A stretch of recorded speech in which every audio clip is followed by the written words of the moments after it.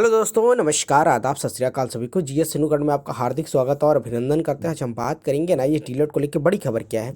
NIS डीलेट मुद्दा लोकसभा में, जैसा कि थंबनेल में लगा हुआ है, एनआईएस डीलेट का मुद्दा एक बार फिर से लोकसभा में पहुंचा है। जैसे एनआईएस डीलेट की जीत निश्चित और एनआईएस डीलेट के साथियों के लिए बड़ी खुशखबरी की बात है। वो कहीं ना कहीं कि एक ऐसा मुद्दा जो कि हारा हुआ केस है, जैसे कि सुप्रीम कोर्ट के बाद, लेकिन अब ये लोकसभा में पहुंचेगा तो कहीं ना कहीं इस पे आवाज़ उठेगी और इस बात को फिर से प्रधानमंत्री के सामने, उसके बाद शिक्षा मंत्री के सामने रखा जाएगा। जैसे कि अब इस चीज़ का पूरा प्रयास किसने किया है आपको बता दें। देखो, ये सारा कार्य हमारे नंदन बोहरा जी का है, इसलिए सबको उनको सहयोग भी करना चाहिए और कहीं ना कहीं उन्होंने अथक प्रयास किया। देखिए, अब लोकसभा में लिखित उत्तर हेतु प्रश्न कुंजी सोमवार 5 फरवरी को लोकसभा में रखा जाएगा। जैसा कि हम आपको बता दें, यह मुद्दा उन्होंने कल, पहले आपने देखा होगा, उन्होंने कल ऑनलाइन वीडियो में बताया कि भाई कुछ चीज़ें फिर भी रह गई हैं जो कि हम नहीं कर पाए हैं, लेकिन हमने पूरा अथक प्रयास किया है कि 5 फरवरी को जो संसद का सत्र शुरू होगा उसमें ये मुद्दा जोरों से चलेगा। और देख सकते हैं इसमें कुल 38 से 39 पेज हैं जो पूरा लिखे दिए, उसका उत्तर दिया गया है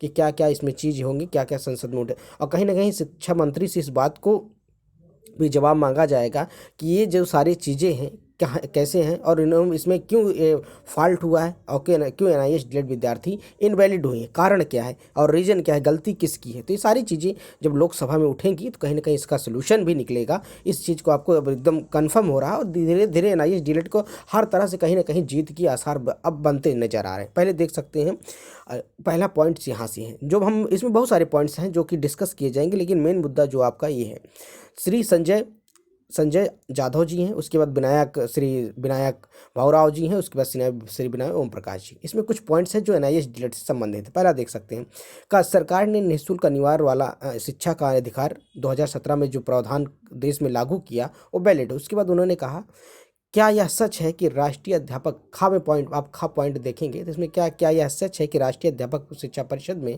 एनआईएस डीलेट को जो कोर्स कराया गया उसमें गजट का प्रकाशन नहीं किया गया है? क्या गजट प्रकाशन का काम रोका गया है या क्यों नहीं किया गया?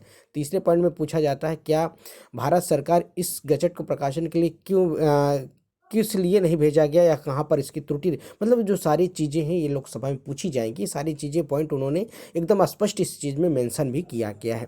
और आप देख सकते हैं, कल भी हमने आपको वीडियो में बताया था कि कहीं ना कहीं अब ये मुद्दा बहुत बड़ा हो गया है, दूसरी बात यह है कि जो चीज़ें इसमें रह गई थी एनआईएस डीलेट में, आप देख सकते हैं सारे पॉइंट एकदम मेंशन किए गए हैं, का खा गा घा करके, ये सारे पॉइंट्स हैं। और इसमें एक एक चीज़ें कहा गया है कि एनआईएस डीलेट में जो विद्यार्थियों के कोर्स कराया गया ये सारे आधार पर कह रहे हैं एनसीटी ने पूरे नॉर्म्स को फॉलो किया। तो ये इन अमान्य कैसे हुआ, सुप्रीम कोर्ट में अमान्य क्यों हुआ? अगर अमान्य हुआ तो किसकी गलती है, त्रुटि कहाँ हुई है? क्या त्रुटि का, अगर मान लीजिए गजट नहीं प्रकाशन हुआ तो गजट प्रकाशन का काम किसने नहीं किया? तो कहने का सिर्फ मतलब ये था कि इसमें सारे पॉइंट संसद में, अब लोकसभा में ये चीज़ें विधायक द्वारा, सांसदों द्वारा उठाए जाएंगे और शिक्षा मंत्री से अब पूछा जाए। क्योंकि देखिए, अभी तक शिक्षा मंत्री कहीं मिलने की भी बार विद्यार्थी कोशिश ही नहीं कर रहे थे। विद्यार्थी उनसे बार बार मिलने की कोशिश करे तो कहीं ना कहीं उनसे मिलने का बात है कि डायरेक्ट मुलाकात ही नहीं हो पाई। अब यही है लोकसभा। देखिए, अब इसको हम अब एक एक चीज़ें और थोड़ा सा डिटेल में बता देते हैं। लिखित उत्तर को जी प्रश्न पत्र है, पहले देख सकते हैं, वही संजय जाधव साहब जी हैं, विनायक भाऊराव जी हैं, उसके बाद ओम प्रकाश, ये समझो जो शिक्षा मंत्री से बात करने के लिए कृपा करेंगे। मतलब यही लोग क्या करेंगे, सरकार द्वारा निःशुल्क और अनिवार्य बाल शिक्षा के अधिकार संशोधन विधेयक 2017 के अंतर्गत क्या प्रावधान किए गए हैं और क्या उक्त कानून देश में लागू कर दिया गया या कर दिया जाएगा? तो ये सारी चीज़ों पे बात होगी और उससे सवाल पूछे जाएंगे। किसे पूछे जाएंगे? प्रधानमंत्री जी से और शिक्षा मंत्री। मेन तो शिक्षा मंत्री से पूछा जाए क्योंकि शिक्षा मंत्री से मुद्दा है। तीसरी चीज़ है, मेन आपको बताते हैं जो चीज़ आपके पॉइंट्स की, इसमें बहुत सारी, क्योंकि 48-39 नंबर का पीडीएफ है और इसमें बहुत सारे पेज है, तो ये थोड़ा सा दिक्कत हो रही है। पहले तीसरा पॉइंट ये है, क्या यह सच है कि राष्ट्रीय अध्यापक शिक्षा परिषद द्वारा राष्ट्रीय मुक्त विद्यालय शिक्षा संस्थान एनआईएस को डीएलएड प्राथमिक शिक्षा के डिप्लोमा की मान्यता दिए जाने के बावजूद भी भारत सरकार के राजपत्र में प्रकाशित नहीं किया गया? यदि हाँ तो इसका कारण क्या?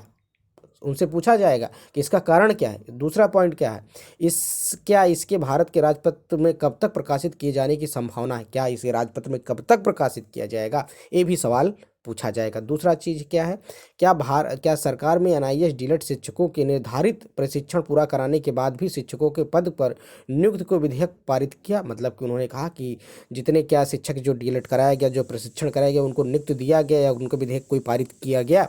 शिक्षा अधिकार अधिनियम 2009 के अंतर्गत देश में सबक शिक्षक अभ्यर्थियों को जो चीज़ें, मतलब कहने का सिर्फ इतना सा है कि ये सारे पॉइंट जो कि एनसीटी बार बार इस चीज़ से बच जाता है कि कहीं ना कहीं देखिए सुप्रीम कोर्ट में भी एनसीटी आराम से अपना कुछ नहीं, सुप्रीम कोर्ट से जवाब पूछा जाता है कि आपने ऐसा क्यों नहीं किया, तो उसमें कोई जवाब नहीं, टाल मटोल करके इधर उधर करके केस हरा देता है। अब जब ये सारी चीज़ें संसद में भवन में लोकसभा में पूछी जाएंगी कि भाई आपका ही कोर्स था, आपकी ही सरकार का भी ये प्रोजेक्ट था, तो आपने ऐसा क्यों नहीं किया, तो कहीं ना कहीं अब एनआईएस डीएलएड के विद्यार्थियों को गजट भी प्रकाशन होगा और ये वैलिड भी होगा। उसके साथ साथ सुप्रीम कोर्ट में भी आप देख सकते हैं एसएलपी रिव्यू पिटीशन, ये सारी चीज़ें दायर हो गई हैं और एनआईएस डीएलएड विद्यार्थियों की कहीं ना कहीं अब जीत के लिए आसार बढ़ते भी नज़र आ रहे हैं।